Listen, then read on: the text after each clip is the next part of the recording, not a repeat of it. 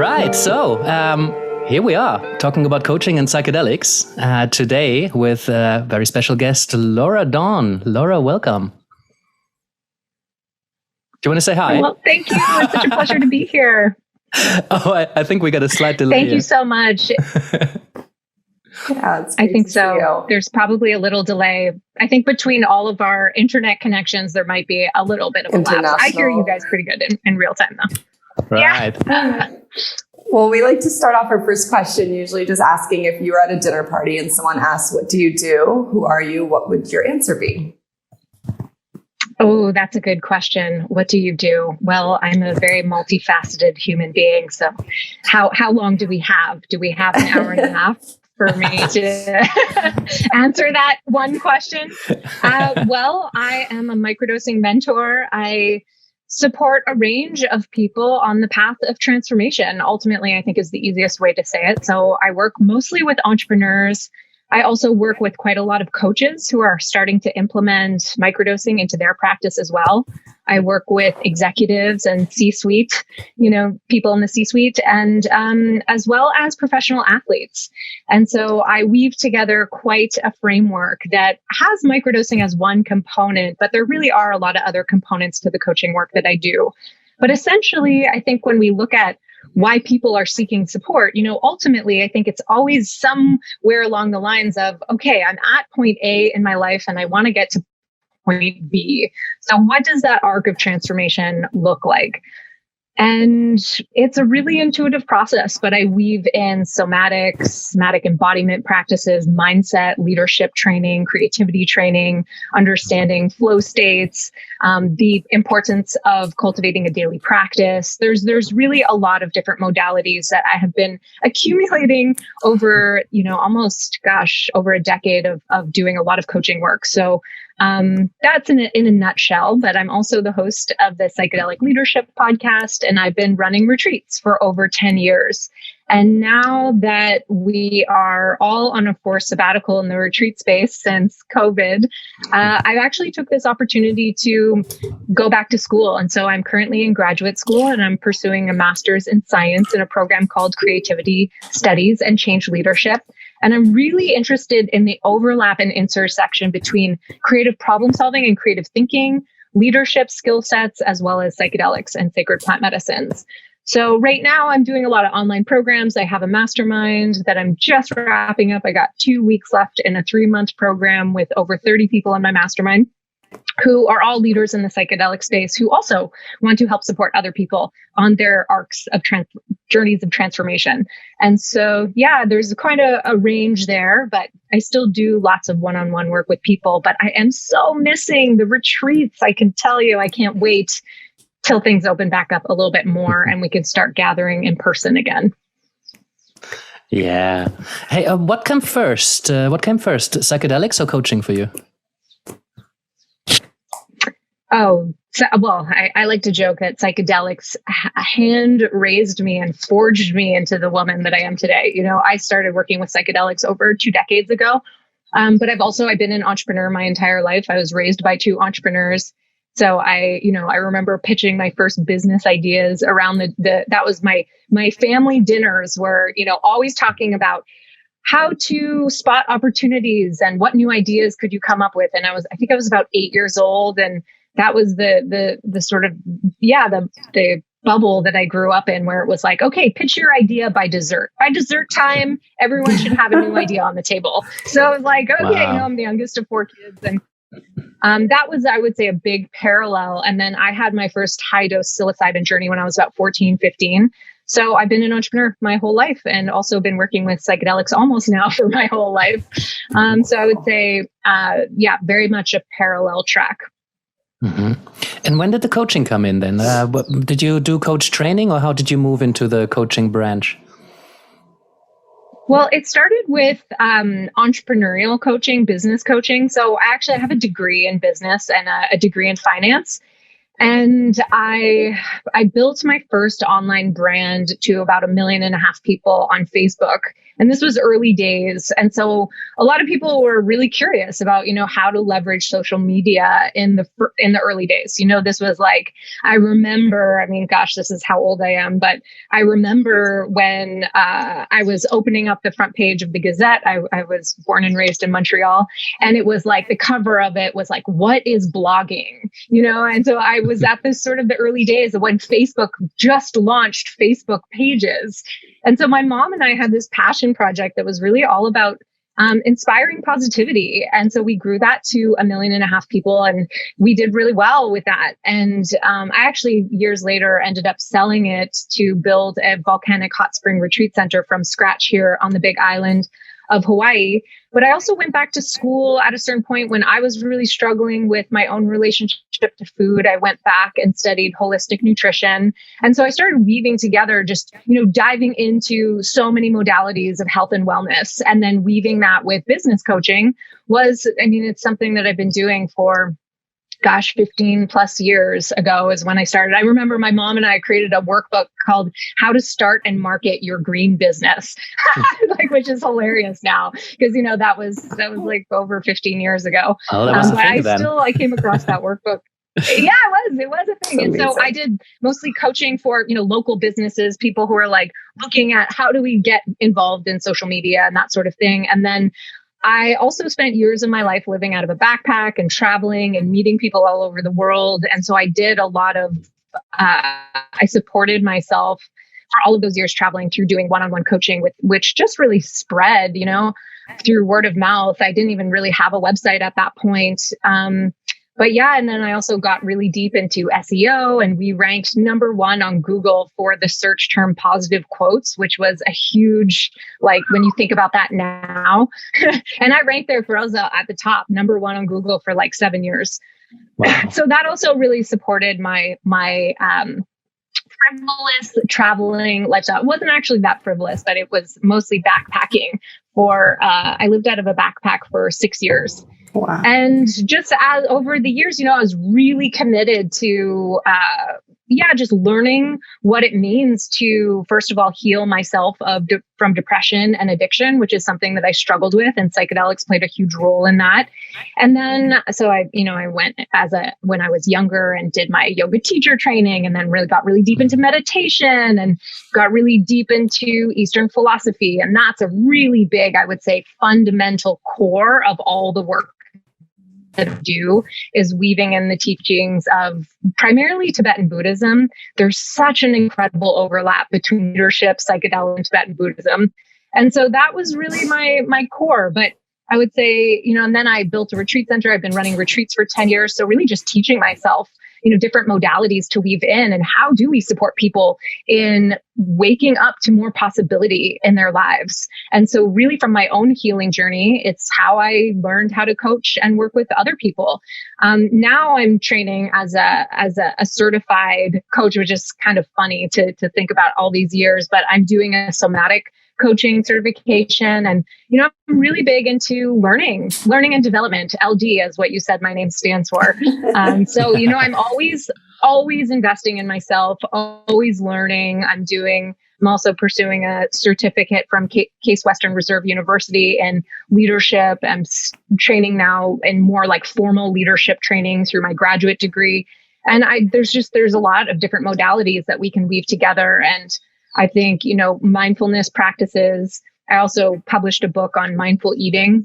And so weaving in a lot of the mindfulness-based stress reduction modalities, really just accumulating all of these different tools and then learning what works when we work with other people and what doesn't work.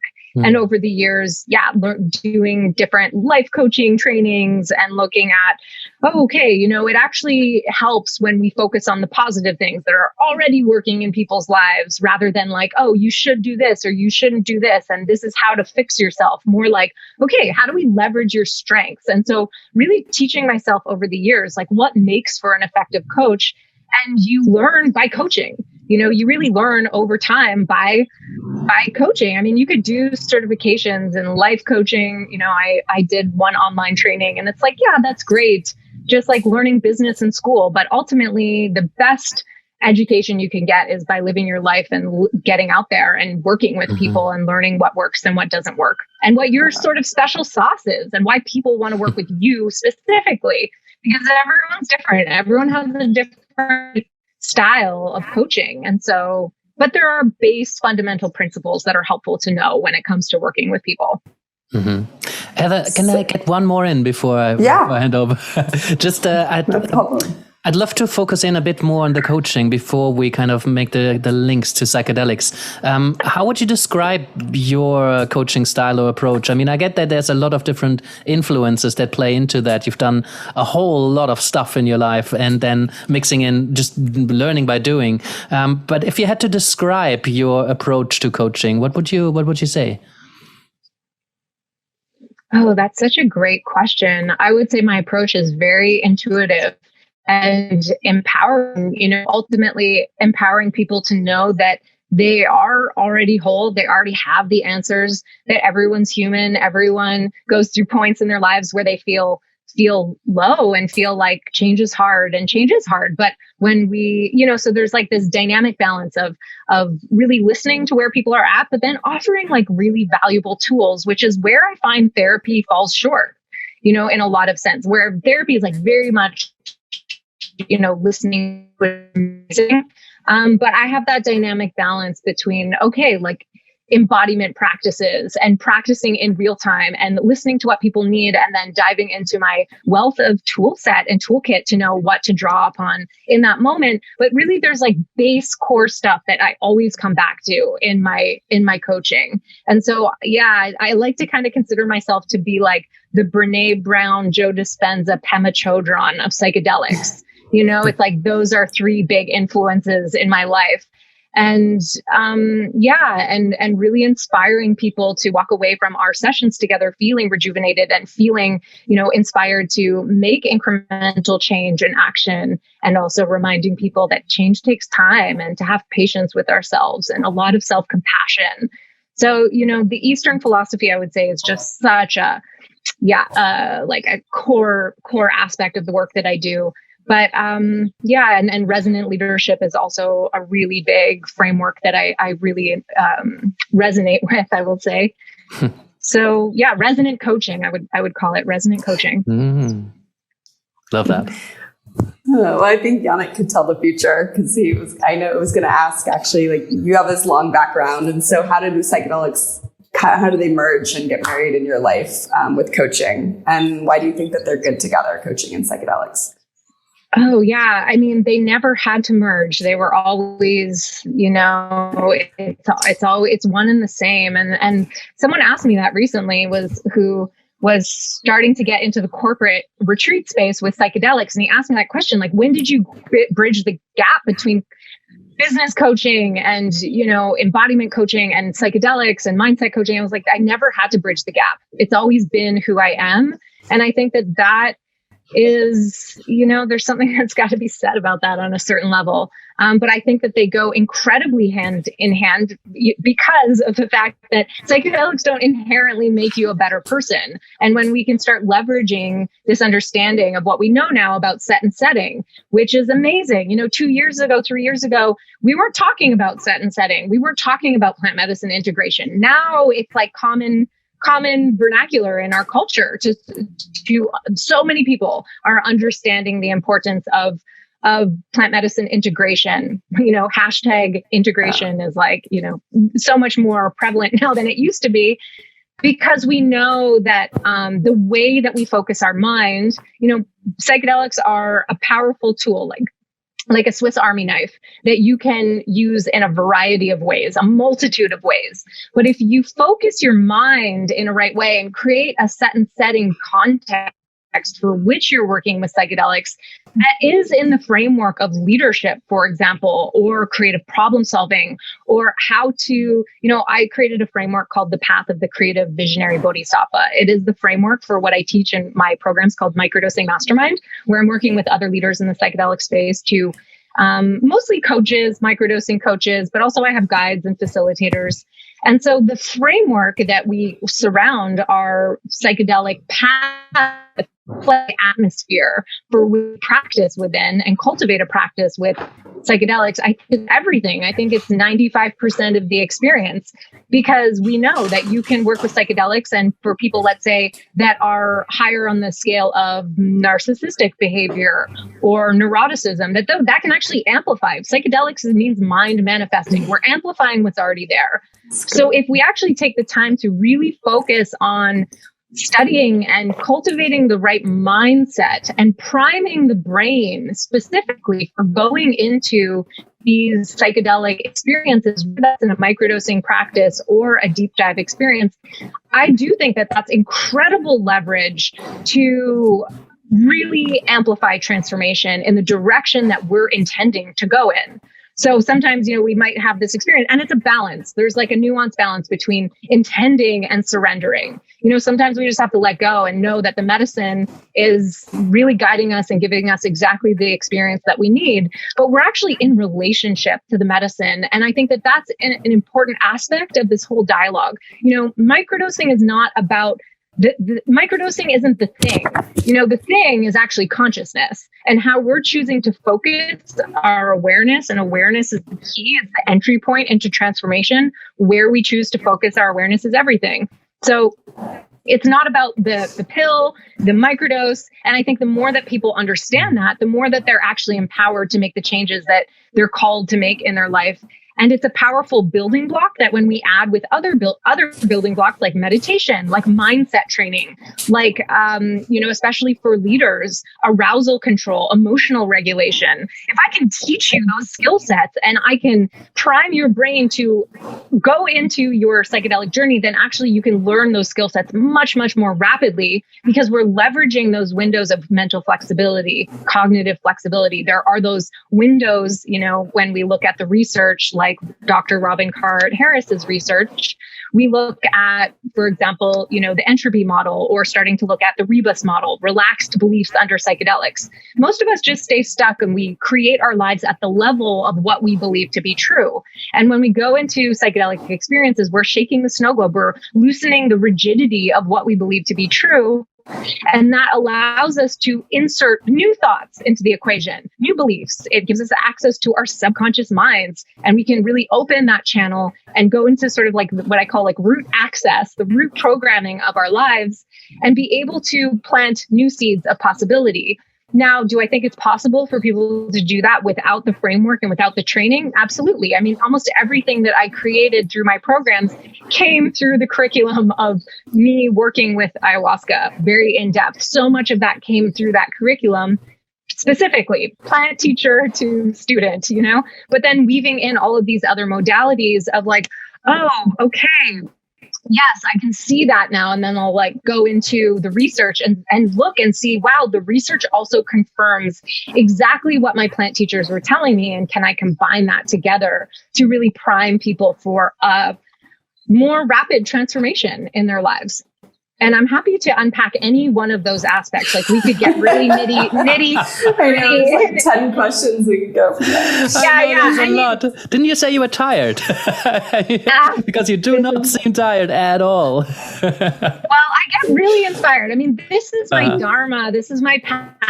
I feel like right now where I'm at in the psychedelic movement and the contribution that I'm making, I feel like I've prepared my whole life for this moment in time, And so it truly feels like my dharma to be doing this work. And I'm so grateful and also so inspired. And I really do, encourage other people to follow what makes them come alive too, and to focus on that sense of meaning and purpose, because we're going through a meaning crisis. And that's mostly why so many other people come and want to work with me, is because there is that transmission of frequency, of inspiration frequency, combined with the science and the spirituality aspects.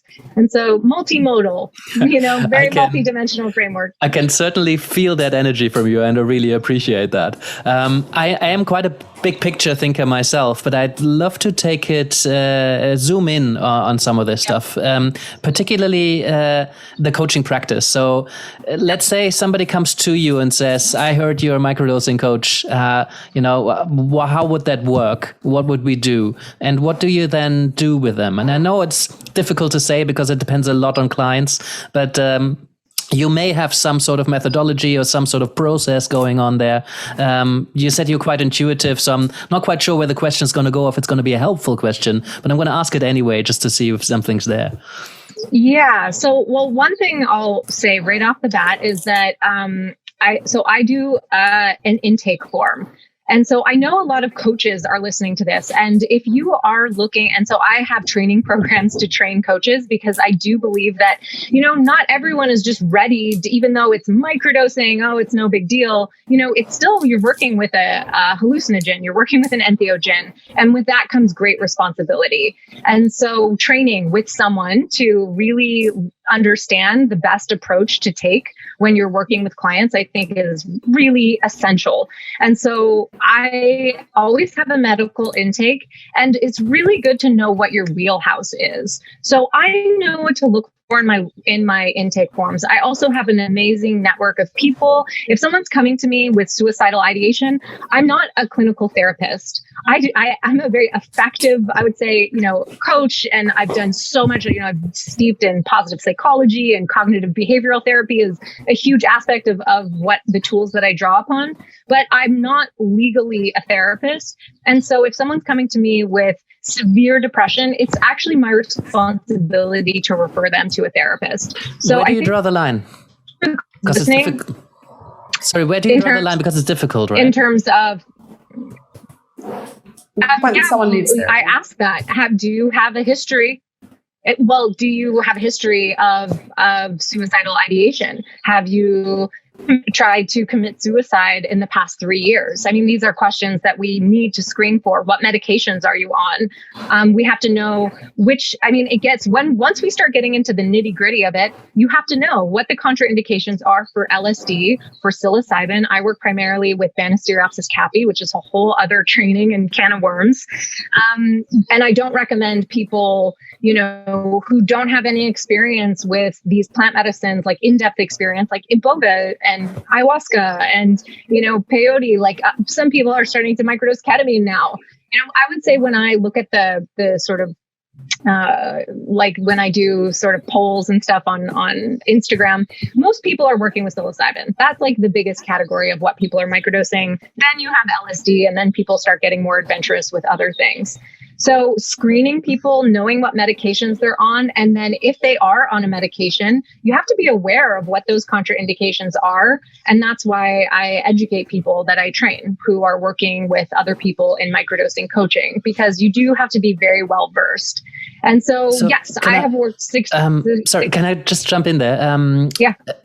I agree with a lot of what you're saying there. I wonder to what extent coaches need to have that kind of knowledge to say, with this kind of medication, I can't coach you, or, I tend to refer out to say, I don't really know about contraindications with particular medicines. And even if I felt I knew, I wouldn't really want to take on that responsibility and say, you better get that checked out and get clearance by, a medical professional or something. But there's some certain knowledge that you say you can get, and you train people in that. To what extent do coaches need to have that kind of knowledge? I personally like the mantra, when in doubt, refer out. Mm-hmm. So that's just a general guideline. If you are not clear, and not that you can't coach that person, but to what degree are you taking responsibility? And I've heard this before, I know other microdosing coaches who've worked with someone who went on a manic episode after working with a mini dose, which is not a microdose, it was a mini dose. But they weren't prepared for how to support that person through that. You can also work with their therapist, or you can work with someone who's a microdosing professional who also has a therapy background. And that's why it's really good to have a network of peer-to-peer support. I think that's actually one of the most important things. Have mentors, have elders in your life, and also have peer-to-peer support, which is incredibly important for, the work that we all do together. So for example, if I am in doubt, and over the years, like I've been microdosing coaching people for, I started microdosing my own practice over 10 years ago with ayahuasca vine. And then over the years started working with other people. So I've learned a lot along the way. And you learn also by, making mistakes, but there's a lot of people who have already made those mistakes. So you don't have to keep making them. And now there's a lot more information and resources out there. So I think, there's not a hard line. I can't say, to this extent, and draw the line in the sand and say, well, you should know this. But if you are incorporating microdosing or psychedelics into your practice, you absolutely need to be educated and work with a mentor is my ideal suggestion. It's a framework of learning that's really, really helpful, to work with someone else who coaches other people. So my wheelhouse, I really like working with people who are stuck, who want to unlock creativity, who want to find deeper level of meaning and purpose in their lives. I work a lot with leadership training in combination with microdosing. But I've also created a wealth of content that helps support people through the path. So when I do my group coaching programs, there's a lot of content that they go through and they combine with their microdosing practice and their microdosing protocol. And so, for example, some people who are I'm going to start coaching microdosing. And so, what is your protocol? What does that look like? What are you recommending to people? How many days on? How many days off? What are you recommending within the framework of the microdosing? Are you recommending within the framework of a practice? How well versed in that practice are you? What's the arc of your protocol? Are you recommending a 1 month, a 2 month, a 3 month protocol? What to look for? What are the signs to look for when people are feeling this is maybe not working for me, or some people where you can recognize the signs of, there's impulsivity is one of the side effects. Impulsivity, increased ego inflation, maybe signs of increased narcissism. You have to be aware of what signs to really look for to help support people in an effective way. And then, so if you're recommending, let's say, a 3 month protocol, think you need to have your own experience in depth of a 3 month protocol. And there's a lot of variables within a microdosing protocol. So it's just imagine how many times you would have to do your own protocol and all the variations of that protocol to actually have the depth of experience. Because first of all, you can only take people as far as you've gone yourself. So you're only going to be an effective coach to the degree that you embody what you teach and you embody the way that you are supporting other people. So, it can take some years actually in cultivating a personal practice before you're ready to really support other people in their practice. How do you make those decisions as to what to recommend? Because I found that the science is very, there's not a lot out there yet. I know there's a bunch of studies that are currently underway and I'm really looking forward. But there's been really mixed results. And I find that in my experience is the same in reality. Very mixed results of different protocols on different people. So I wonder how you're speaking exactly to what I'm saying. So we can't look to science for microdosing. Mm-hmm. You have to lead with your own experience. And so if you don't have that experience, what are you leading with? How can you lead with your own experience if your experience is likely to be different than other people's experiences? Because it affects different people in different way. Of course. So for example, the work that I do when I'm working with people, I have an intuitive sense also of what to look for and what people are feeling.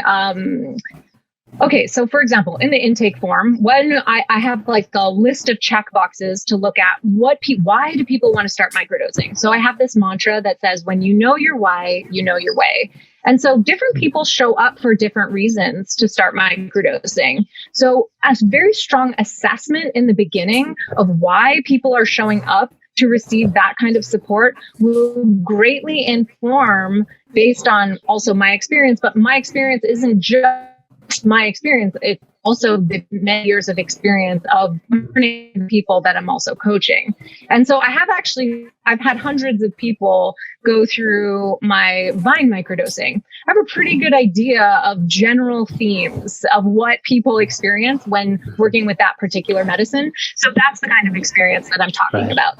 So there isn't actually a lot of science. There's not I can't go and take someone else's program and say, but I talked to people like Dennis McKenna. I have done a lot of research on beta carbolines. I do based on, working with certain indigenous cultures and going on my own depths of dieta, knowing food contraindications, medical contraindications. So of course, there is some science that we can and intuitive knowledge based on our own experience. But then I'm also just drawing upon like the vast amount of people that I've supported over the years. And that gives me a good range of what to base my recommendations on. But then there are some other things like anecdotal themes. Like, for example, a lot of anecdotal evidence does show. And so, yes, this isn't like placebo, controlled trials, but when you start looking at like the vast amounts of data of people sharing anecdotal evidence, we could start to say like, okay, there's probably some general truth to that, and some things that I'll say, oh, I noticed that too in myself. So when I microdose with LSD, it tends to be a little bit more like cognitive. So when people are saying, okay, I don't know where to start, I have no idea where to start, and they check off the box like, I really want to improve my focus, then I'll create a protocol that helps people, not just microdosing, but we also know other tools for increasing focus, for example. So we do know that that would be more the direction that I'm going in for LSD. For psilocybin, it tends to be more like body-based. So if people are going through an experience where they're processing an emotional experience or feeling like they're learning more like depths of embodiment practices, then I'll more work with psilocybin. But then it's also like, how is this working for you? I really have a system for people to track, and then teaching people the tools to create their own protocols is like the main thing that I do. So of course I have frameworks for protocols, but then I'll say, here, this is something you want to pay attention to. And for some people that go through my program, let's say they start with psilocybin and they're feeling like, you have to have that self-awareness between like, what is like the discomfort of healthy, challenging emotions that come up, because that is a huge topic that we could talk about. A lot of people are like, great, I want to start microdosing because I want to start feeling better. But then a really common experience is that people start microdosing and they're having to sit in the rawness of discomfort, of uncomfortable emotions that they've been sweeping under the rug for a very long time, which is where the modalities of Eastern philosophy and meditation and frameworks and conceptual frameworks that are incredibly helpful, teachings that are incredibly helpful to combine. And I do also recorded meditations so people can sit where I'm guiding them through a specific practice to sit with discomfort, for example, of an uncomfortable emotion. So we have to know the nuance between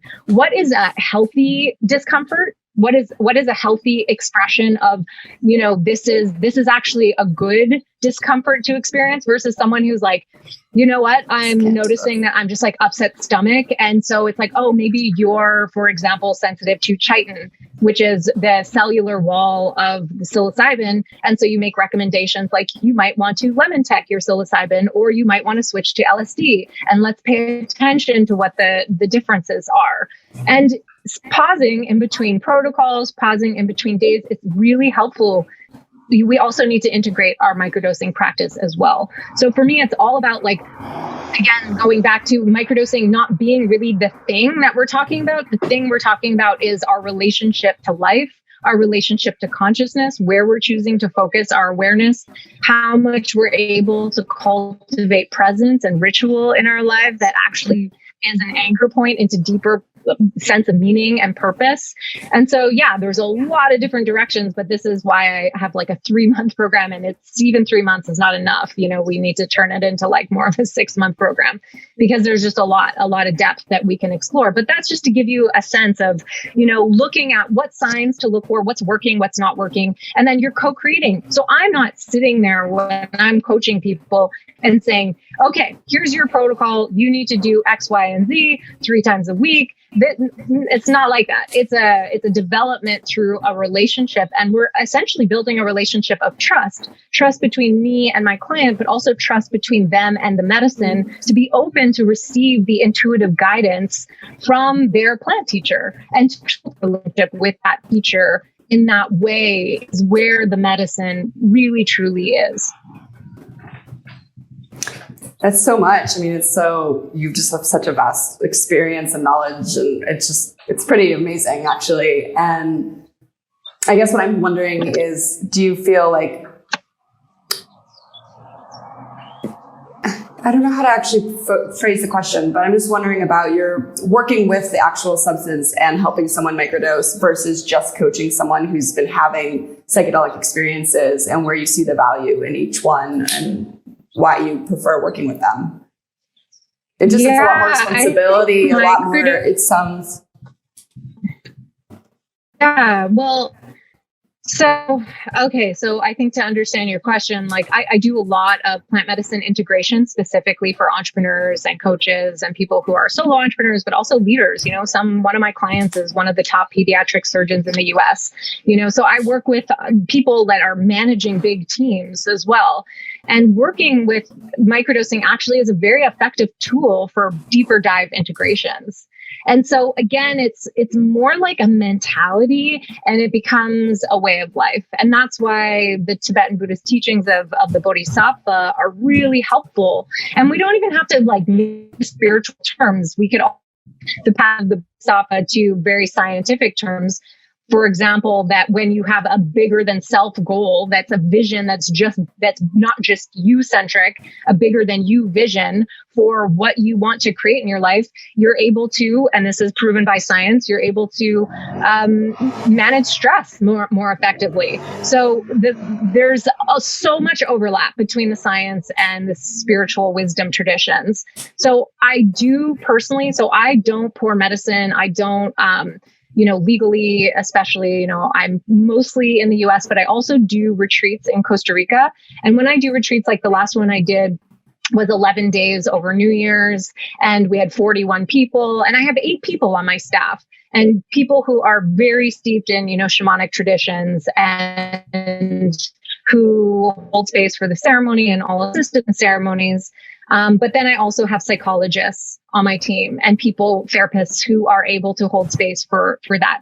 I think deeper dives are super amazing and helpful, but with clear intention. Like, why are we working with psychedelics? Which is, I feel like, the real starting point, especially for people listening. Like, that is such a powerful mantra. When you know your why, you know your way. And that is a really great place to start with people, because I've also seen it very, I don't want to say like blatantly, but it's like, it is very obvious when you work with some people who are working with substances, psychedelics, as a way to escape, as another way to numb out, and another way to exit this reality. And so again, that's why, for example, Eastern philosophy and embodiment practices and mindfulness meditations and what it means to be more aware of interoceptive cues. So when we start looking at somatic coaching, balancing exteroceptive with interoceptive cues, I mean, there's a lot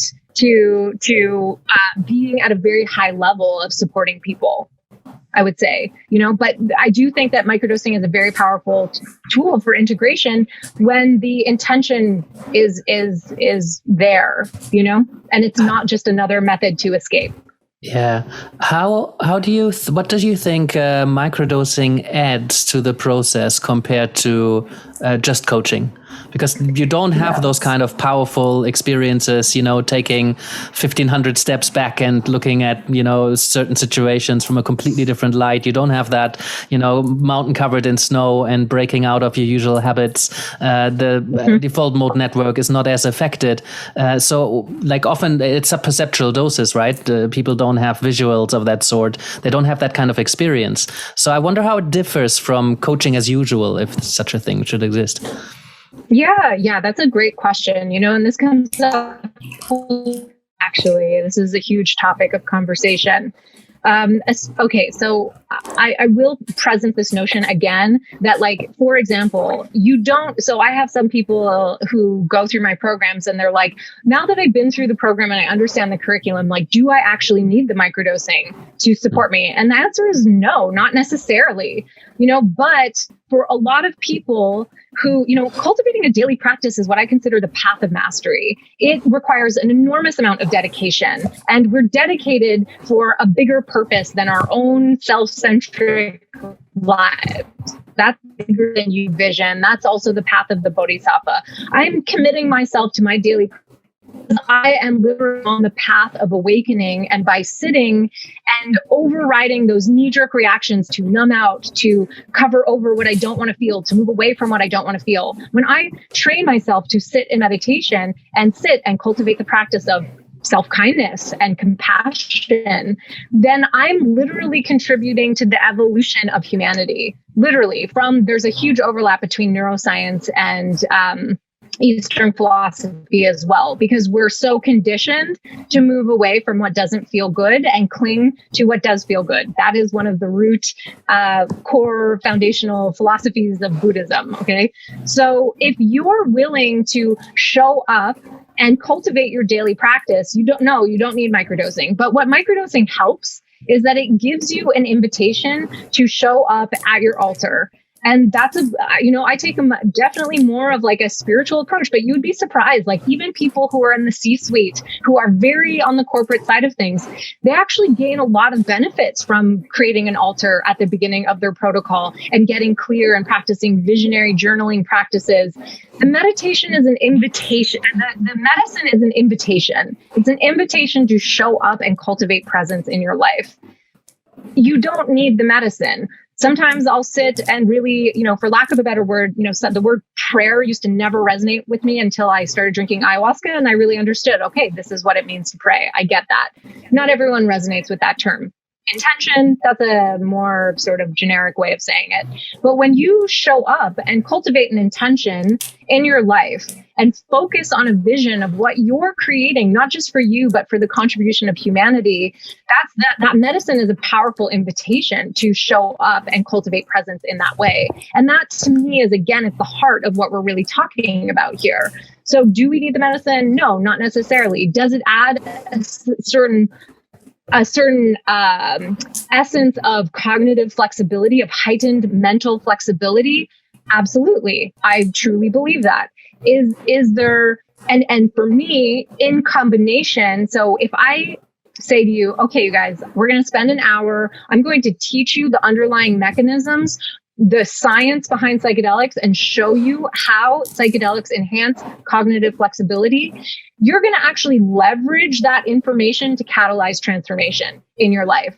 And we know that based on science. So I think actually, in addition to the microdosing, the education and the understanding the underlying neural mechanisms. For those of you who are fans of Andrew Huberman, the Andrew Huberman Lab, his podcast, he talks all about that. Understanding the underlying neural mechanisms are incredibly helpful to leverage more change in your life.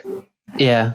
So if somebody comes to you, say, one of these corporate guys from the C-suite and says, I want to leverage the power of microdosing. I've read some things. I've heard great stuff. I've watched some of your podcasts, or, I want to do that. Would you introduce them to some of those habits and practices, setting up an altar, intentions, prayers, whatever language might resonate with them? Do you talk them through how they can leverage? So there's a certain protocol that you would put on the table, or that you would offer? I meet people where they're at, and that's really important to listening to where people are at, what their intentions are, why they're coming to you. Get an intuitive sense of like where to start with people. Most people, you'd be surprised at the level of C-suite and executives who have actually already sat in an ayahuasca ceremony. It's really kind of incredible to see just how many people in leadership positions do psychedelics. And so most of the time when I introduce those topics, there's already a sense of like, oh, I do have that is valuable, that there is a purpose there. And I think one of the things that really, maybe this was a better answer to the previous question around like what kind of coach you are. I would say I'm like 1 foot in spirit realm and 1 foot in science, like 1 foot in this 3D reality and 1 foot and really giving people like, oh, so I'm going to say this thing very spiritual, and this is why I can tell you in this language, and I'll make those dots. So I'll be like, hey, yeah, we could look at this as spiritual woo. Actually, we do know that, and then I'll get into the science of that. And so there's such a strong overlap between spirit and science, even when you start getting into quantum physics and, so much that we could point to that's very overlapping. So when you know the science, when you're well versed in the science, that's actually incredibly helpful. At my last retreat in Costa Rica, I cited over 200 papers in journals, and I think that people like that. They really get it. And also, there's need for a deeper sense of like spiritual embodiment. And I think that that's the piece that's really missing for people. It sounds like you really paved your way and, you've made your whole career exactly kind of what you want it to be. What would your practice look like in an ideal world if maybe the laws were different or you could just do anything the way you wanted? Would you change things? Oh, I'm always learning and growing and up leveling and, would I change that? Like, I'm so grateful that I've been just like this, like stubborn kid who liked to beat to her own drum and do things my way. And, I've created my whole life around that. And that's really what I'm teaching other people the power of, essentially. I am also really grateful that actually microdosing with Banisteriopsis caapi on its own is legal in the US. Woo, thank God. So I can actually do that work publicly, although there is a whole other conversation that we won't get into about, me being a white woman working with people with ayahuasca vine, which I understand. I totally understand that sentiment of that conversation. So I feel like, what I'm ready for is like to go back to retreat time. And I just love doing in-person work with people. And I have been thinking about investing in a couple of different communities in Costa Rica. And one of the visions I have is to have like a retreat center with community where a lot of the community are also facilitators. I don't know if you can hear that, but my cat is coughing up a fur ball. Like more of the vision of the structure, but like, I'm launching new programs all the time. I'm also in the process of launching a nonprofit called Grow Medicine, where we're building an app that makes it common practice in Western culture to give back and support the sustainability of sacred plant medicines. Wow. So after you work with Iboga, for example, you open the app, you click on the Iboga plant, and the donation goes towards a partnering organization that supports indigenous communities that replant. So this is a perfect example of the way that I'm leveraging my education and my experience to find creative solutions to the very complex challenges that we face.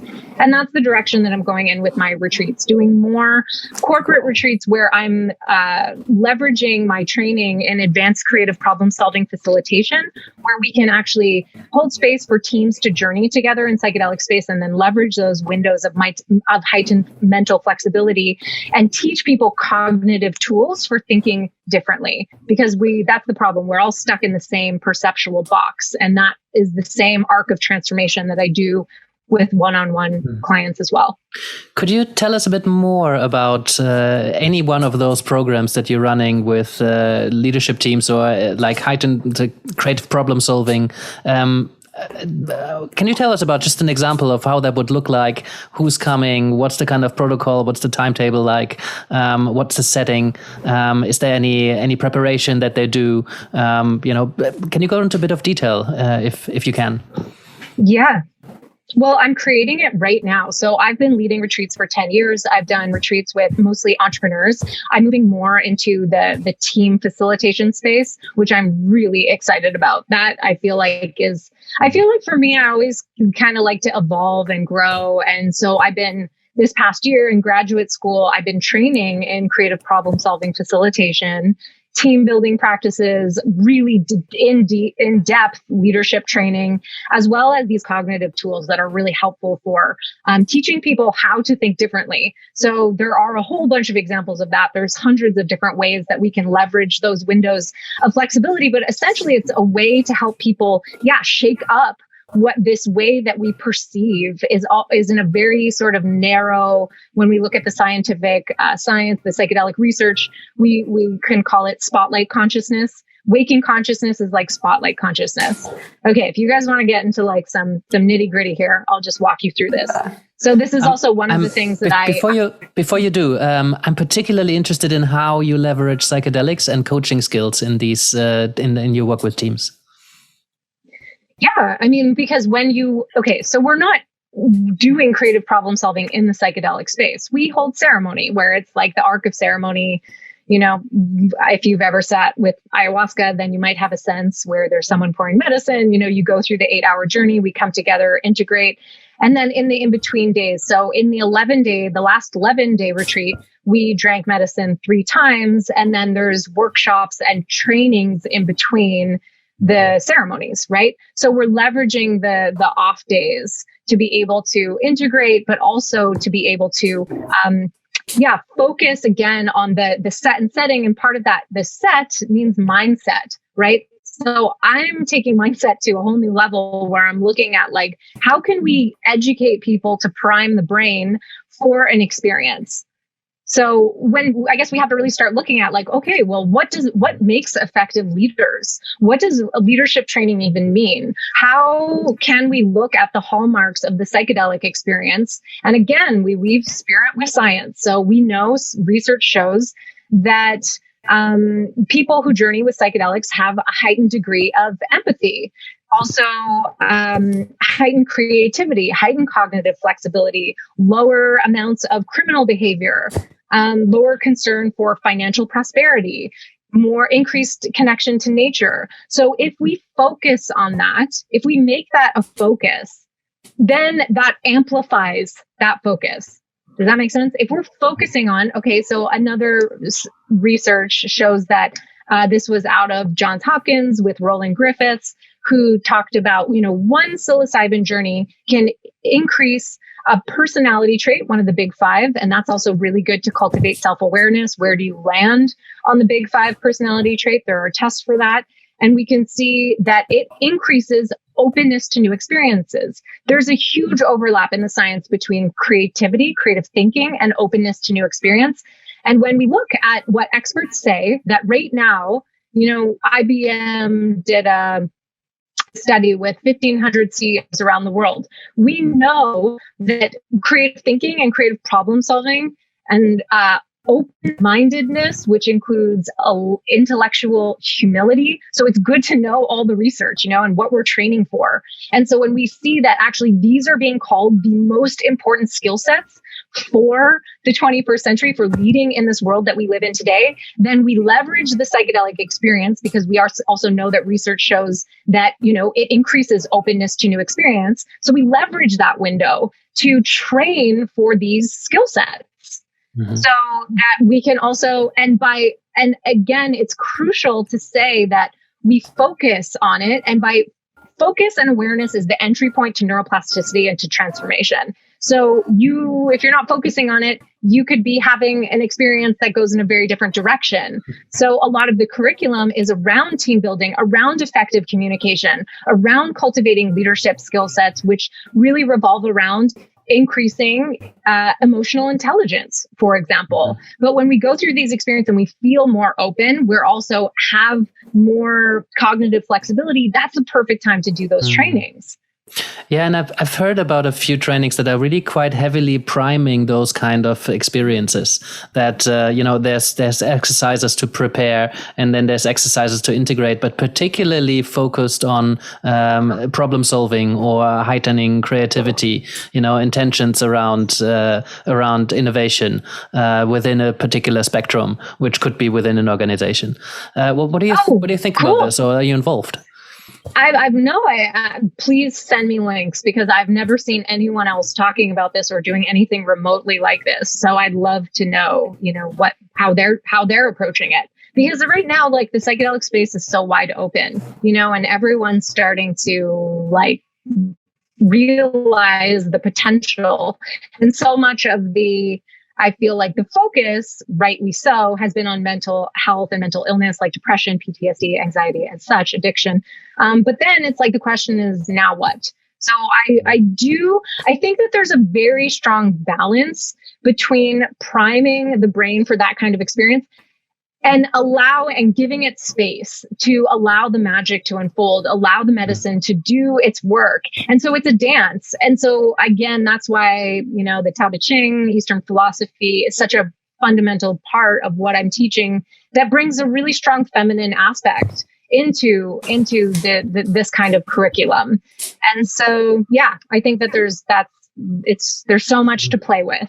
And as long as we're taking consideration around, safety and safety precautions. I mean, there's so many people weaving in all sorts of different modalities now with psychedelic experiences. So I think we need to be really careful. If people are doing that training because the end goal is to make more money or triple your bottom line, that's a very different mindset to go in with than if your goal is to find creative solutions for the suffering of humanity. That's a very different approach. So one little detail, one little shift can be a whole radically different way of doing the work that we're doing. If that makes sense. Yeah, just a very different focus, right? Whereas somebody's aim might be the betterment of humanity, somebody else's might be the betterment of themselves or their bank account. Very different intention.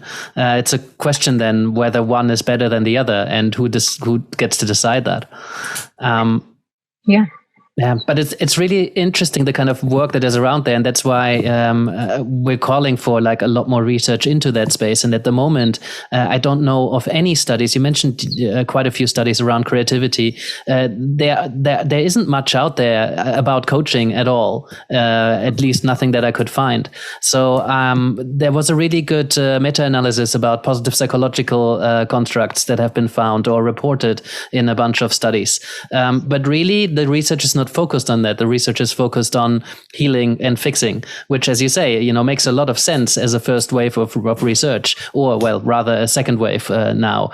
I'm wondering how long it will take us, and I really hope it's not going to take us too long to focus some of these research hypotheses on, what happens when we work towards insight and growth and development. Are you aware of research that is going in that direction already? Yeah, I mean, there definitely is. And this is also part of the reason that I'm sort of self-sacrificing to go back to graduate school, because I'm not like a huge advocate for institutionalized education, but it's part of the reason that I'm getting a master's in science so that I can be helping with that research. Mm-hmm. It would be amazing if you could send us later on some of the kind of key papers that you often cite, because I'd love to make them available to the rest of the coaches who are academic. Like, there's a lot of coaches who are academically grounded, and I would love them to do more work in this space, because we need all the help that we can get.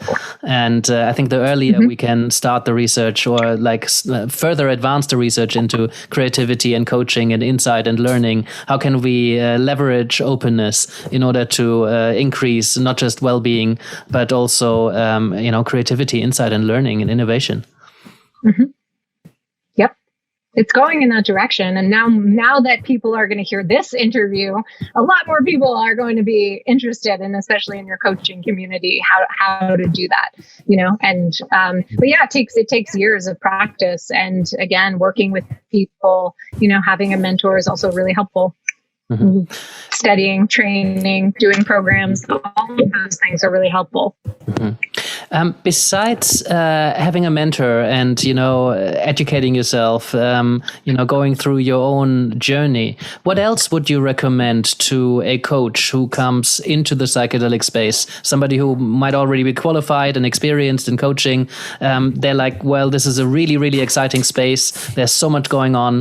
What advice would you give somebody who comes into this space? Okay, so in the plant medicine community, we have a term, and it's a saying called "stay behind the medicine." So that's what I would recommend.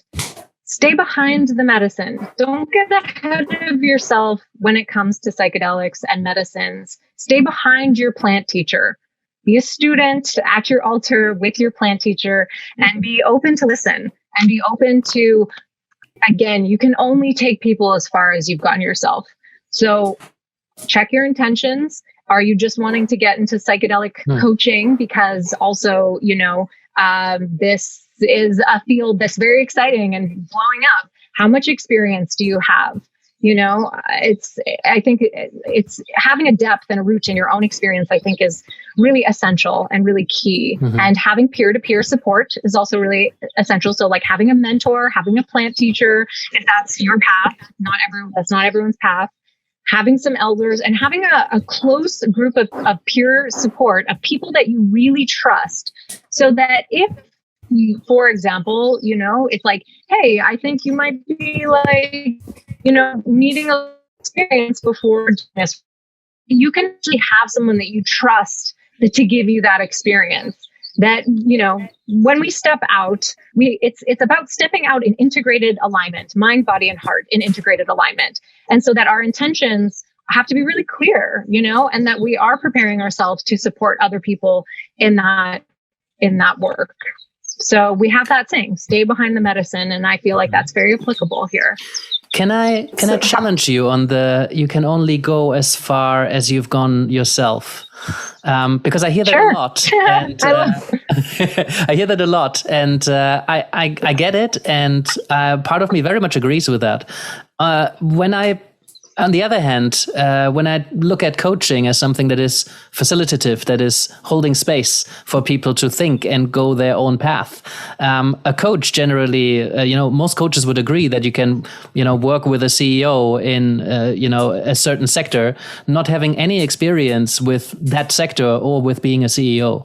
And you haven't walked that path. You haven't gone there at all. Maybe you haven't founded your own company. I haven't worked 9 to 5 in a C-suite position, but I've held space for C-suite executives and did powerful work with them, or they did powerful work while I was around, because our skill set is not so much in, I know about your path, but I know about how to hold space for people and see patterns and help them listen to themselves as they speak and think and challenge them on certain assumptions and help them rewrite some of their stories. Yeah, I love this conversation. Why in psychedelics is it the case that you have to have walked that path when in most, like in the rest of coaching, that doesn't seem to apply? Yeah, that's a great comment and a great discussion. I love good, challenging sort of discussions like this. And again, I think for anything that I say about anything, find what's true for you, find the truth for you. But I would ask you, Yannick, how do you define transformation? How do I define transformation? It's a deep change. Something, in essence, it's change, right? Something transforms, which means we're moving into something different, a different way of being. And often that's quite radical. It's quite a profound change.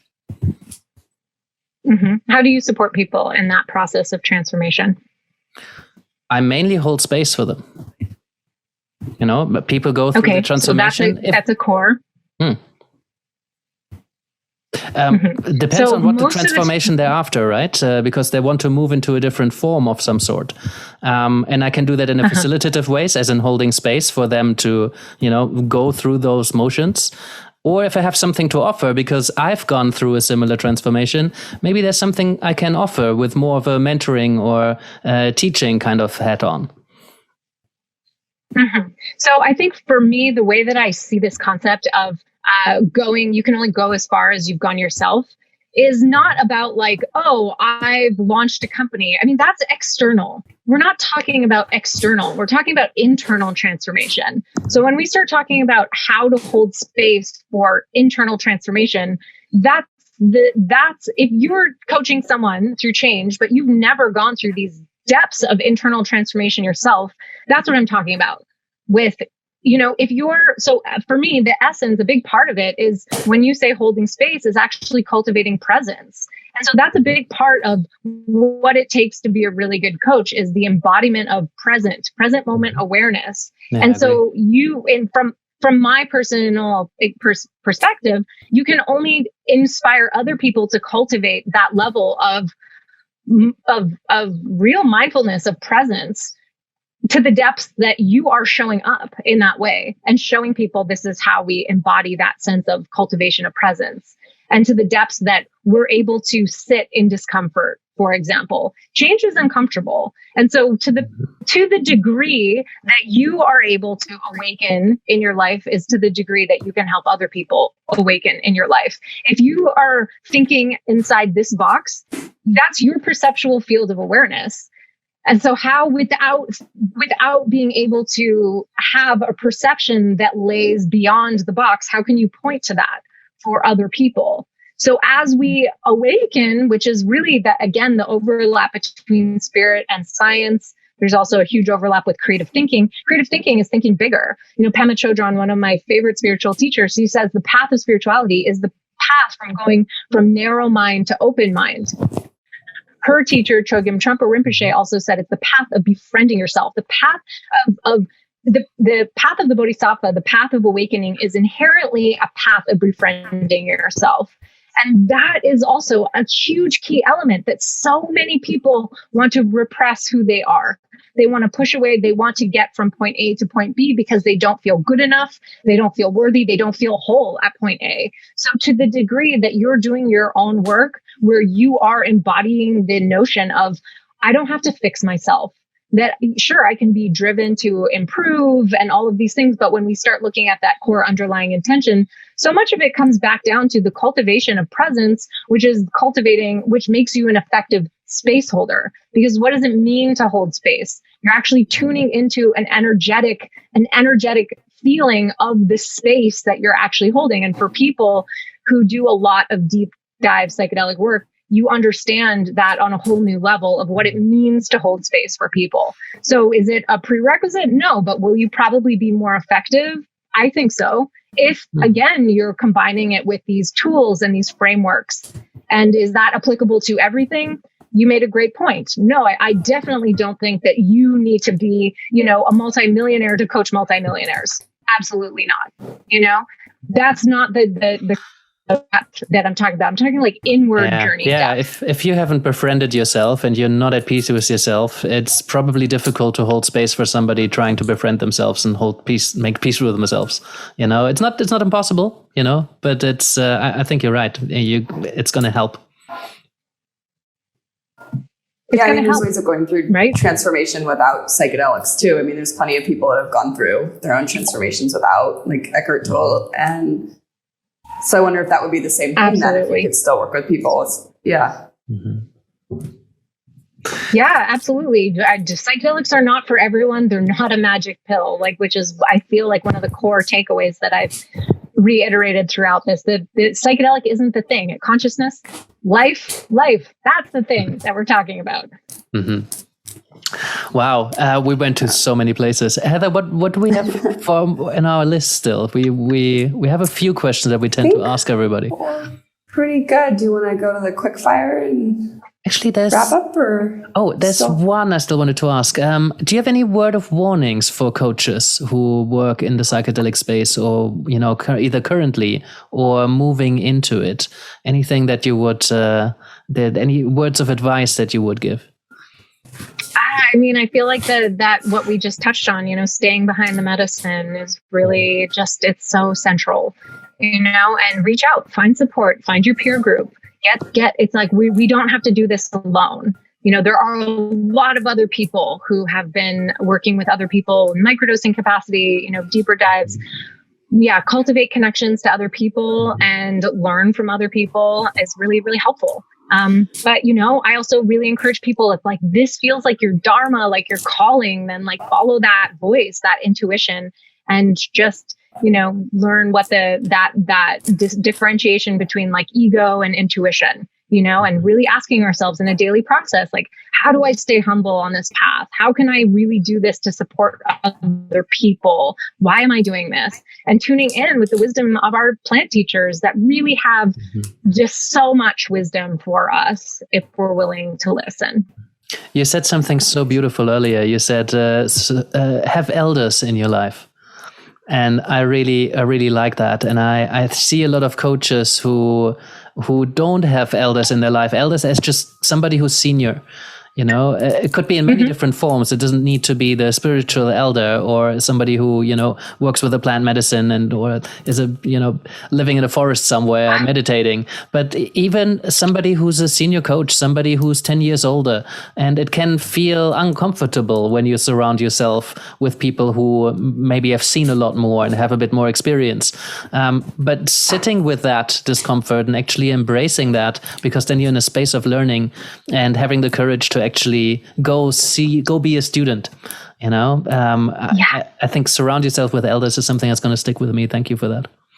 One other thing, sorry, I just wanted to add something that you made me think of. There's this research that shows that really effective leaders surround themselves with a diverse range of people. So I think that's also really, really important. If you're a 30-year-old, white male from wherever, diversify. Be in contact with people who are from different cultures, who are different ages, different race, different ethnicity. I think that's really, really helpful. People who can, but that you can cultivate a cohort with. Peer-to-peer support is so essential, but make sure in that peer-to-peer support you diversify, because actually that helps it's really helpful for enhancing your cognitive flexibility, enhancing creativity, being able to see other people's viewpoints. So helpful. Don't just try to stay in your own little niche of just like-minded, also reach out. Yeah. How do you recommend people get in touch with people who can help mentor them? Or, what are ways of gaining those kinds of people in your life? Yeah, it's such a great question. When you listen to someone on a podcast, reaching out to them. I'm so immersed in the psychedelic space now. So I have a really great network, and I feel grateful for that. And I do have a lot of people reach out to me and ask for different advice in that way. But that was actually... They'll recommended we speak to you. We had several people. It's you got to speak to Laura Dawn. Funny. Yeah, well, and it was also a big motivation for why I created my microdosing mastermind. And I had that come through a vision. And then, I put it out, and I was only supposed to take 20 people, but I had over 70 applications.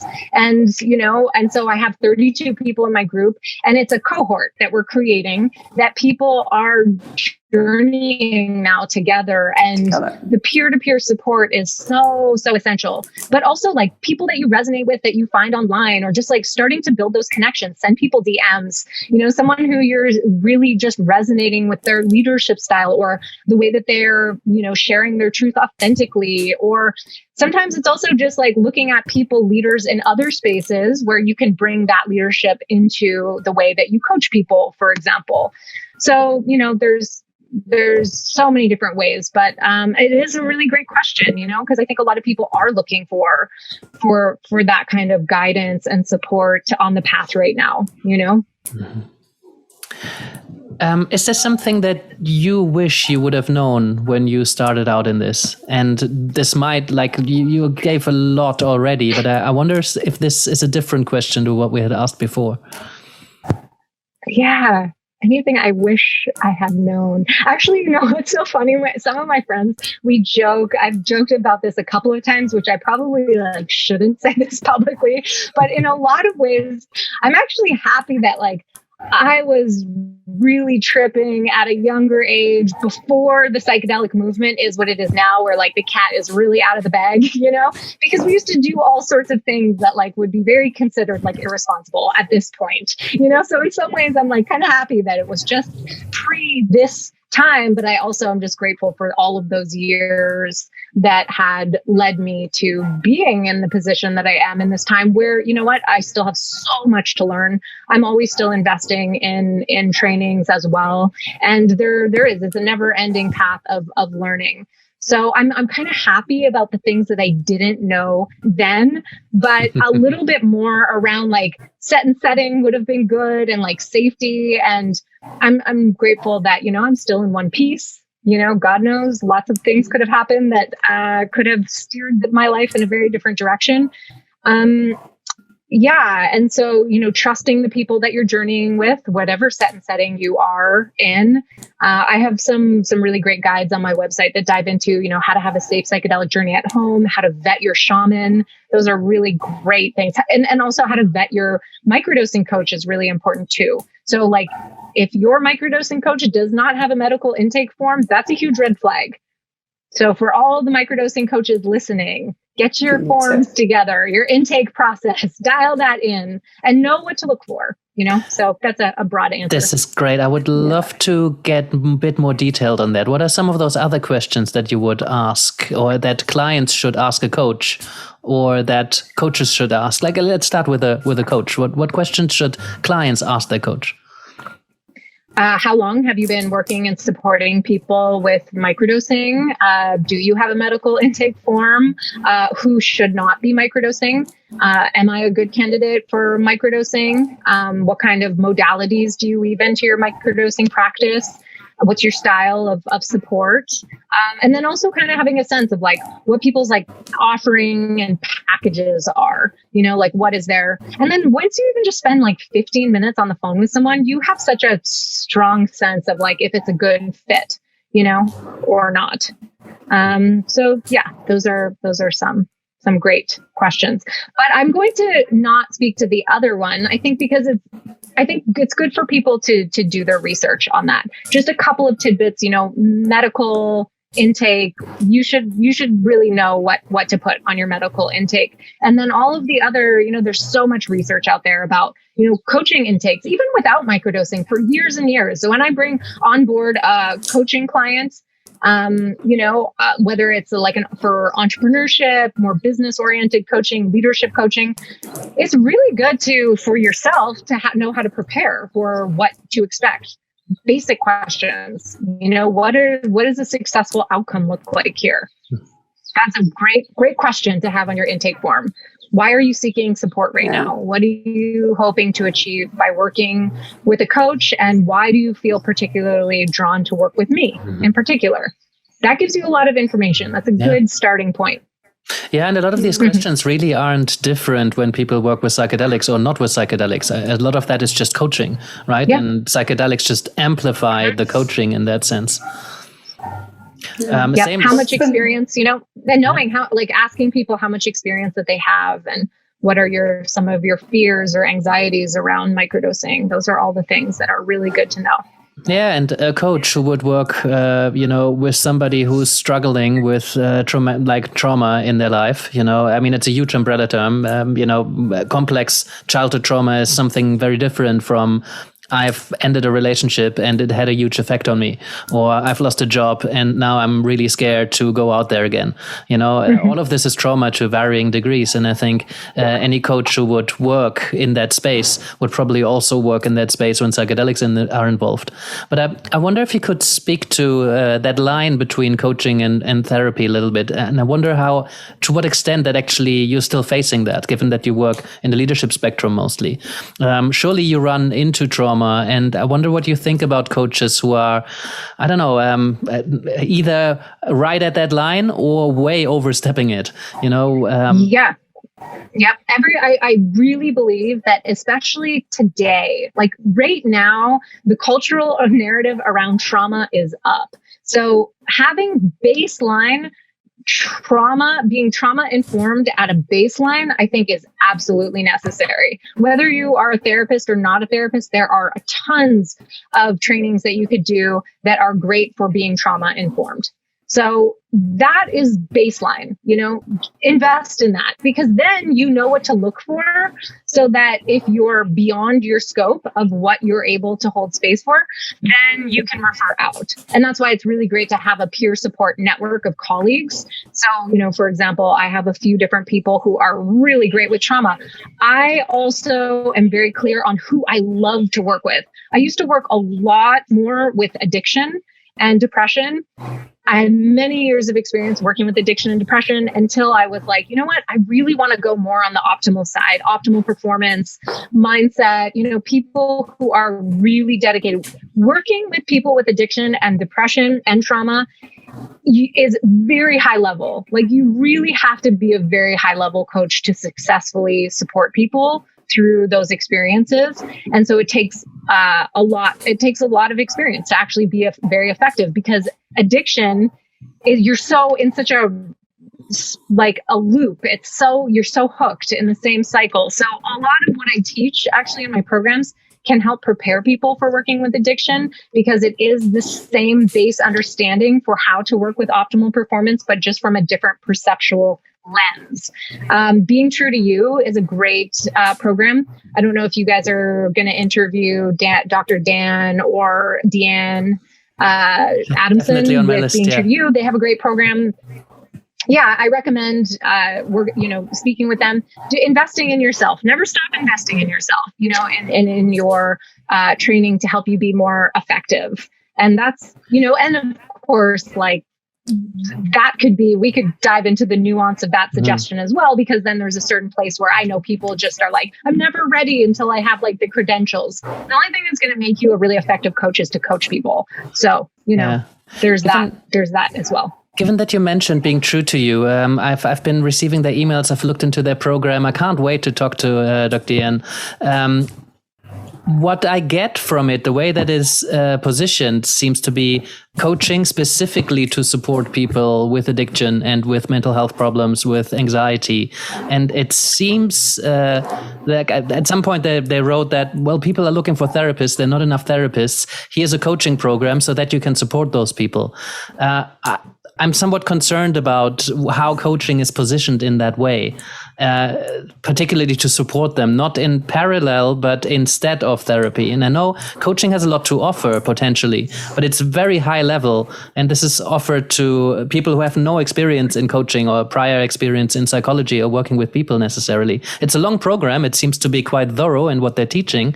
But I don't want to judge it because I don't know enough about it and I haven't talked to Dr. Ian yet. But it seems, I have some concerns around how it's positioned. And given that you mentioned it, I wanted to ask you. Yeah, I've looked at their content, and it's so interesting, being at this sort of place in the psychedelic space where I do feel really fortunate that I've had a lot of access to look at other people's programs.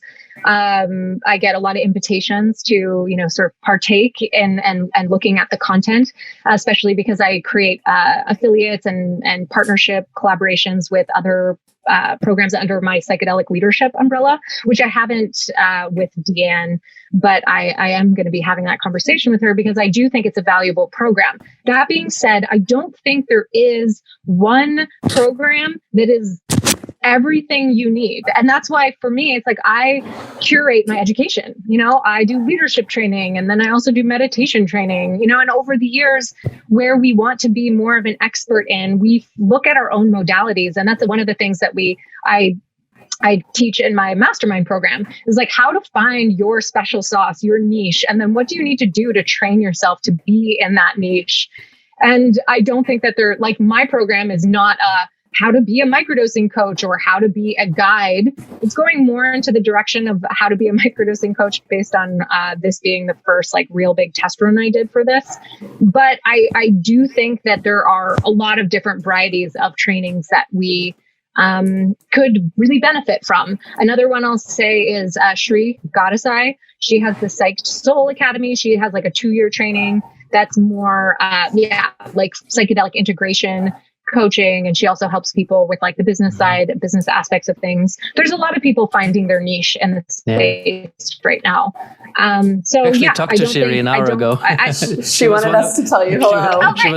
She was one of those who mentioned you and says very warm hellos. Oh, she said hello. Yes. Oh, I love her. I think she's great, And so again, she's a great person that's in my network that I know to refer out to her because I trust her and I trust the work that she does. Mm-hmm. And I have a handful of people like that. And I think that that's really helpful, for us on this path.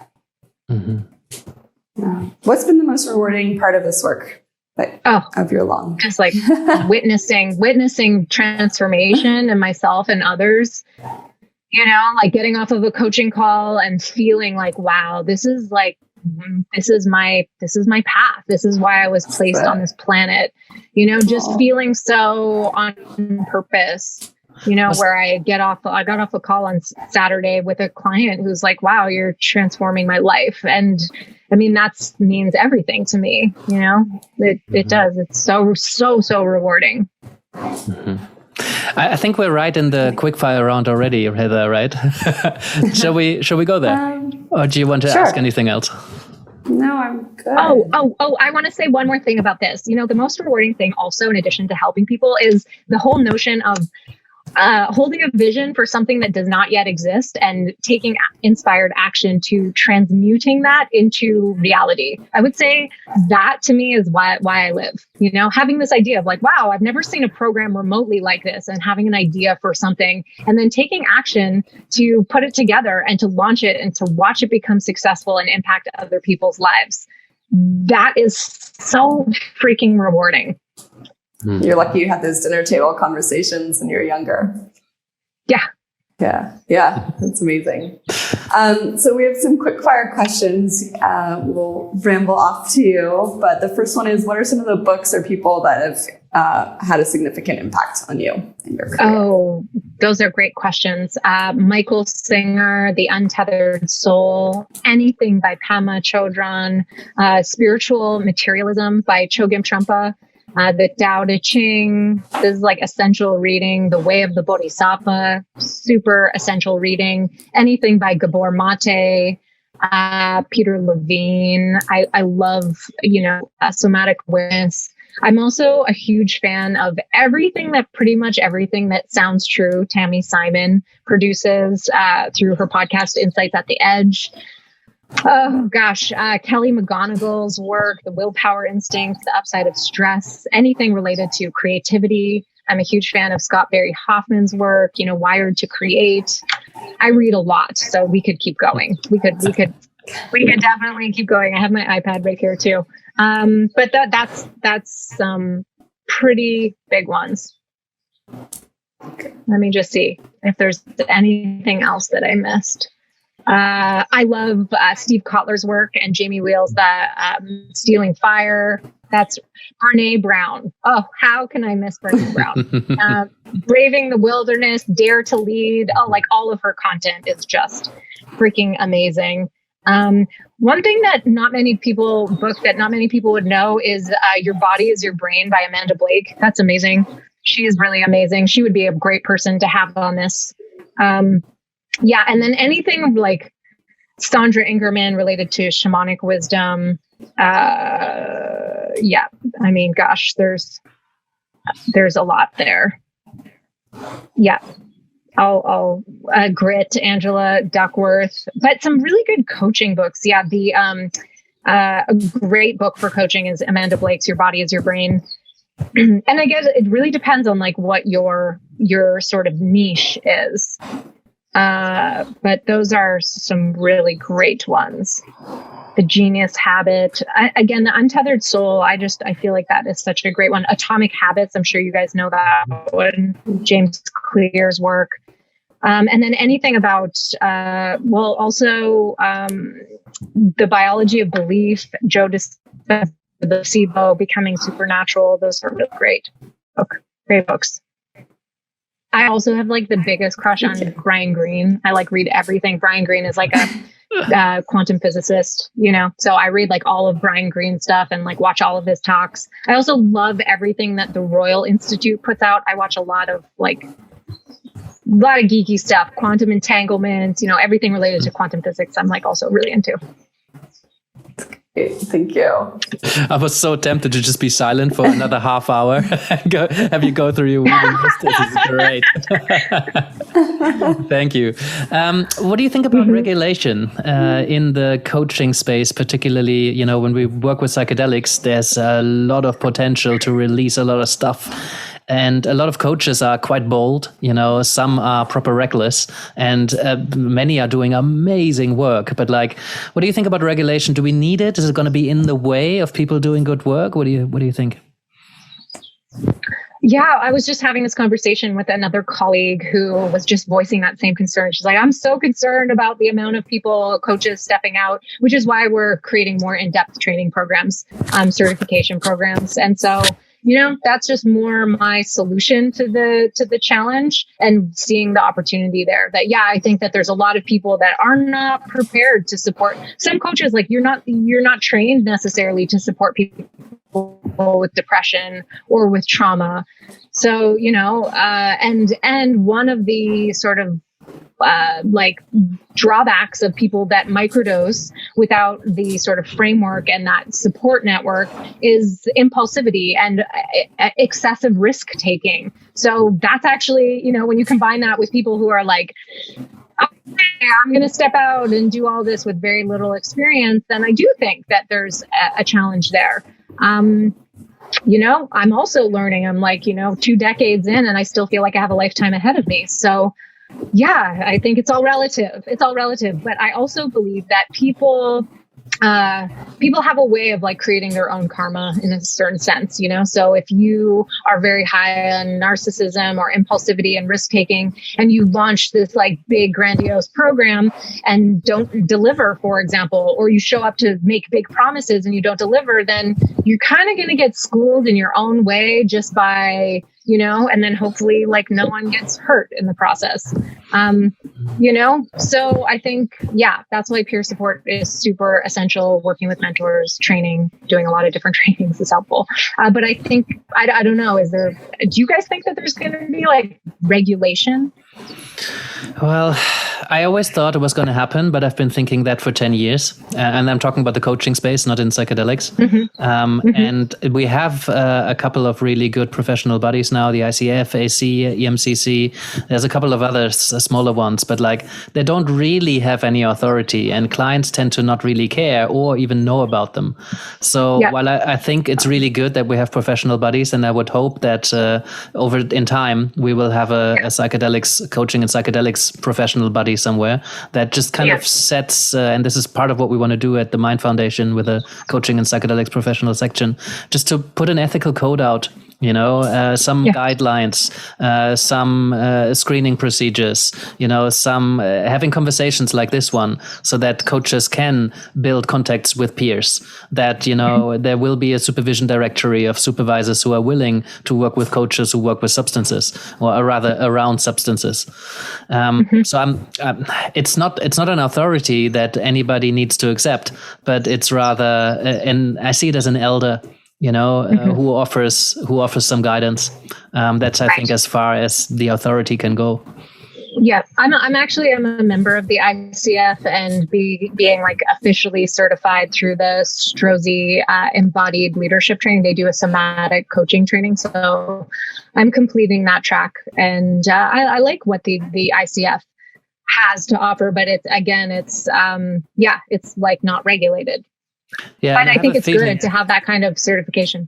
Yeah, I have a feeling the ICF wouldn't like coaches working around psychedelics so much.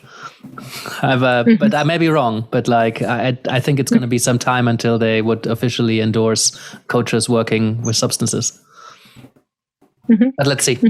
I think we can have those conversations, especially more senior coaches who have seen the effects, and the integration work, I think, is not different to somebody having a really weird experience at work, or a really weird experience sitting around the fire in the countryside somewhere. It's just, the content is unusual or more unusual, but it's a process of helping somebody make sense of an experience and then take that forward in their life and change some behaviors based on that. So in that sense, it's not that different. In my experience, I found the coaching, the integration coaching after a psychedelic experience, in terms of the coaching skills and process, not so different from when substances weren't involved. So let's see how it develops. It's interesting times for sure. Right. And again, I think it really depends on who your market is and who you're servicing. So when I say, for example, you can really only take people as far as you've gone yourself, when you are so deeply embedded on a path that you your daily reality is the process of integration. For example, as an entrepreneur, that journeys with plant medicine, because it's, a part of who I am, and my integration thereafter, because I'm also an entrepreneur, I have such a sort of like a depth of personal experience in what it means to integrate psychedelic experiences as an entrepreneur, because I've been consistently doing that and launching programs and embodying what it means to hold a vision, transmute that into reality. So if that's your market, great. So also like really knowing who and getting super specific in your niche and who you're serving is really helpful. And looking at your own story, our leadership story is built on the story of who we are and the story of our experiences. And same with coaching. So for me, it's not a far stretch for me to be like, this is what I've learned over 2 decades of being an entrepreneur and journeying deep with psychedelics. I have that much experience to draw upon and all the people I've worked with. So it's not like I'm trying to be something else. I'm not trying to figure it out. That's more of like a leaning forward, a pushing, a trying, but it's more like the invitation for everyone to like lean back and into who they are and finding their value based on not trying, on like the path of least resistance. What's already there that you have experience in? What are you already, owning in your own life? That makes sense. Mm-hmm. We forgot to quickfire. Heather. I love it. Long fire. Tell us about any notable current or future trends in the world of coaching and psychedelics that you've noticed besides the onslaught of new coaches. Yeah, I would say like people are niching out right now. That's one thing I say in my microdosing mastermind. I say, niche the fuck out. Just find your niche, and people combining modalities, I would say is like the biggest trend right now. So I combine, a lot of mindset with leadership training and somatic coaching with psychedelic integration, microdosing. I mean, there's more than that, but like finding what your niche is, I think that's what a lot of people are starting to figure out. Like, oh, that's the game right now. I would say that's the biggest trend that I'm seeing. Yeah, I wanted to. Well, after I read Stealing Fire, I wanted to start existential coaching. Based on the ecstasis. Yeah. Because my modality was existential, and then I loved working with flow states and generally engagement. And I'm like, oh, this is great. But yeah, it was one of those ideas. Brilliant. Hey, somebody asks you what the difference between coaching and therapy is. Somebody who isn't a coach or a therapist, somebody, a lay person at a dinner party or something. How would you explain that in a sentence or two? Well, there's definitely similarities and overlaps. I'm not a therapist, so, this is just from my own limited viewplane. But in the therapy that I've received, I found therapy to be like incredibly passive, which is really helpful for some people. I would say like if I had to put 2 labels on it, like coaching is more active and therapy feels more passive to me. I like that a lot. That really resonates with me. Without breaking confidentiality, tell us about one of your most memorable clients. Well, I'm currently working with one of my most memorable clients, and also just like my whole, on like a one-on-one level. But in terms of like this magic that's happened with this 32 people that have come together for my mastermind, this has also been like incredibly memorable cohort of people. So less on like the client, but I am currently actually working with just like one of my favorite clients that I've had in a really long time, who's just so willing, and that's another way that you can screen people is, and also in the language that you use, it's like, you have to vet your people and your clients in the beginning of coaching. It's kind of good to just like get lots of experience without, putting someone in harm's way by not knowing how to support like, really severe trauma or depression or something like that. But in terms of like, at the beginning, it's good to get a wide range of experience, but over the years after time, it's really good to know who you like to work with and to vet those people before you take them on as clients, especially, I charge a good amount in terms of like a monthly retainer. And so people know they have to be really willing to show up and do the work. And I have this one client right now who I love our sessions together. He's so willing. He's so willing to look at his own shadow. And more than once, he expresses to me. And I also work with him. I work with his wife. We also do sessions together. And who's just, and that's also really helpful framework too. When you are working with people who are going through big changes, working with both people in the relationship and then also doing sessions together is like a very, very helpful trinity of supporting people through change. If you just support one person, not always, but if you just support one person in a long-term relationship going through big times of transition, I find that it's harder to have that change really take root. And so I've just loved working in that trinity. And I really want to do more work like that too, because I'm just witnessing so much transformation, just leaps and bounds where, he's saying like, okay, we just went through a big transition and I know that you made it 1,000% easier for me to go through this transition and that I was 1,000% more effective in navigating that transition. And this is the name of the game too right now. We are going through big freaking portals of transition, everyone on the planet. And so learning how to become more emotionally resilient through times of change is incredibly effective. Great. When's the last time you had to stop working with a client? Break up with a client? If you want to call it that, yeah. I've done that a couple of times just where I just didn't renew the coaching package just because I didn't feel like it was aligned. And mostly for a lack of feeling like I really don't like working with people who are not really willing to take full responsibility and show up and do the work. And it's just not enjoyable. I just don't leave those sessions feeling like on fire, just lit up. And that's my signpost, our emotional experience of how we feel when we end a session and how they feel when they end a session is such a big indication. And if it's just not there, then I just won't renew a coaching package with a client. And it's definitely happened, a couple of times this past year. But yeah, and that's again, when you build your brand, your coaching business, then you use language that really attracts the right people. You get better at knowing who you want to serve, and setting that expectation and that guideline right from the beginning is really helpful. How do you have that conversation? If you don't mind me digging a little deeper, because I know a lot of coaches, they feel uncomfortable about that, and not renewing is one thing. Saying, look, how do you have that conversation? I don't want to put words in there, but I'd love to know how you would have that conversation, or how you did have that conversation in that example. Yeah, I think that this is really a good skill set to have, because if you're not able to sit in the discomfort of your authentic truth, I think that you have a lot of work to do actually as an effective coach. So embracing, the vulnerability of the discomfort and being able to say, and this is where Eastern philosophy comes in so much, is you can stay strong and kind at the same time. You can have clear boundaries and communicate with kindness. They're not mutually exclusive. And actually, the more that you marry the two, the more effective you'll be in everything that you do. So I think, learning how to communicate your truth and expressing and also leading with questions. How do you think this is going for you? Do you feel like you're making progress? Do you feel like this is an effective approach for you?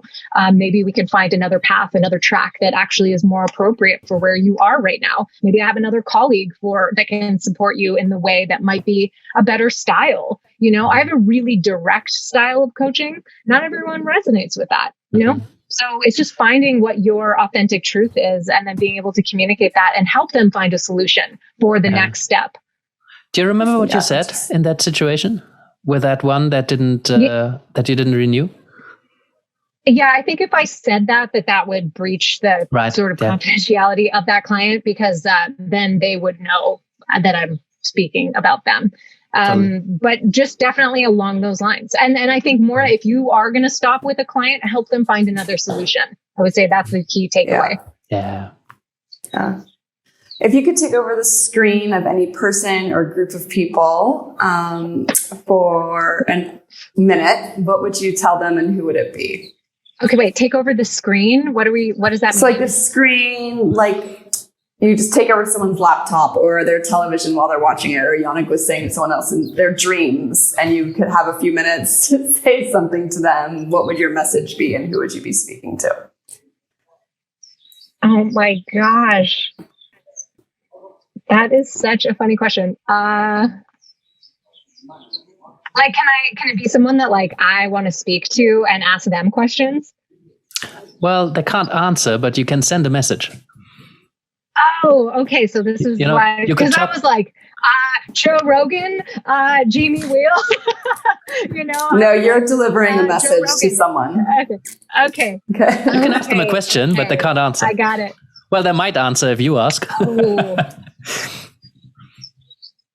I would love to either Pema Chodron or Brene Brown. I would just want to like bow at their altar and say thank you. Thank you for, how much their teachings have shaped who I am today, especially Pema Chodron. I would just want to leave her like a 3-minute love note of just my sincerest gratitude, because I would say just as much as psychedelics have helped me in my life, that lineage of Tibetan Buddhism has been an enormous influence and just as effective.